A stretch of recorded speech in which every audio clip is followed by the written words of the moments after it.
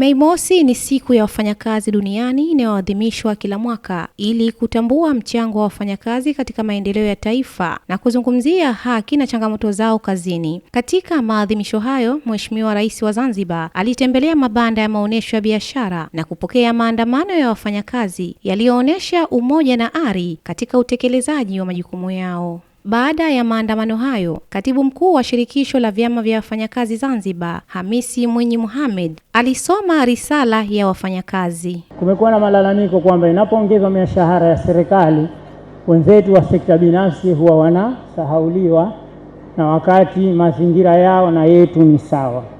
Kwa hiyo tunaomba kwamba marekebisho yoyote ambayo utayapendekeza Mheshimiwa Rais yawaguse watu wa sekta binafsi. Mheshimiwa, tunaomba vile vile serikali izingatie tofauti za mishahara zilizoko baina ya mashirika ya serikali.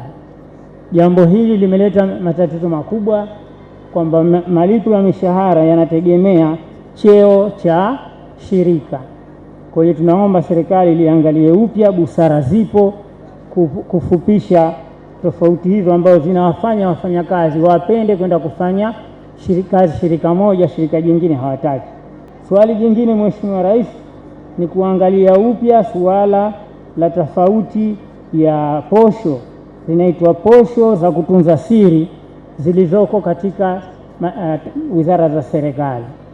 Nimepewa taarifa kwamba kuna wizara zinapokea posho hizo shilingi 500,000 na nyingine shilingi 20,000.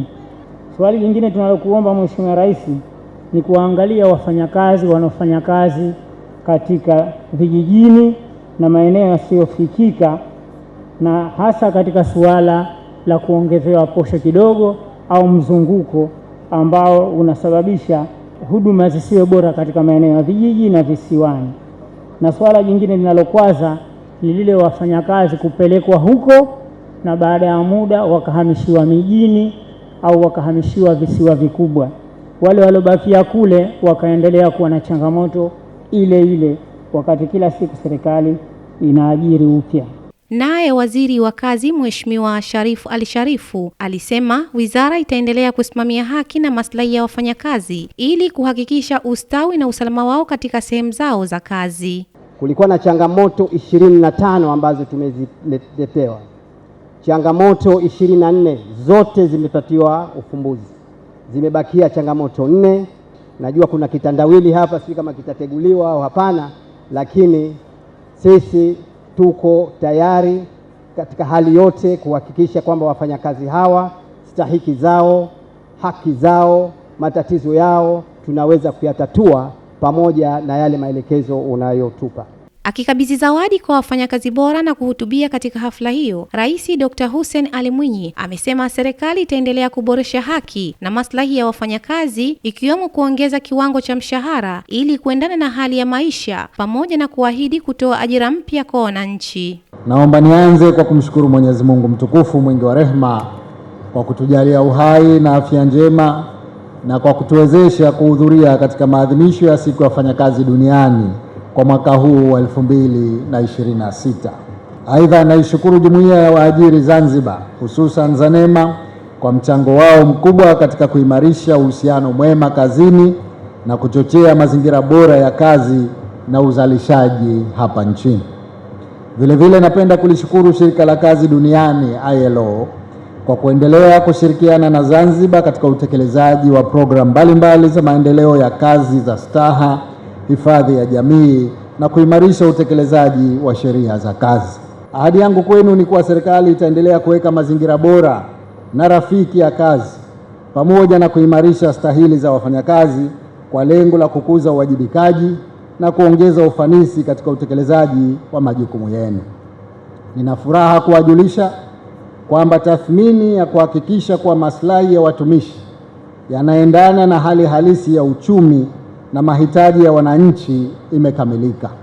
Wafanyakazi wa serikali waliotumikia chini ya miaka 10 kutopatiwa kiinua mgongo, ili jambo litakwisha hivi karibuni, na wale wanaostaafu mapema wakifikia umri wa miaka 55 nao watapata stahili zao zote stahiki.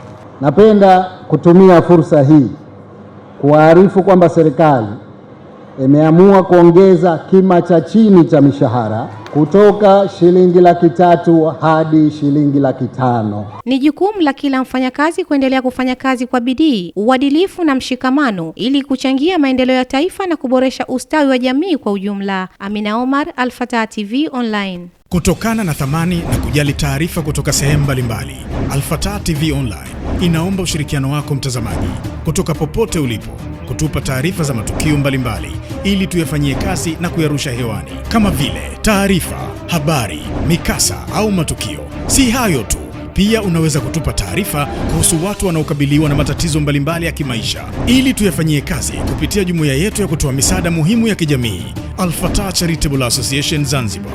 Wasiliana nasi leo kupitia namba zetu za WhatsApp alama ya kujumlisha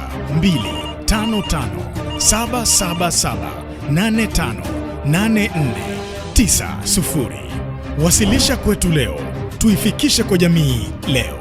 Al-Fatah TV Online, dira ya umma.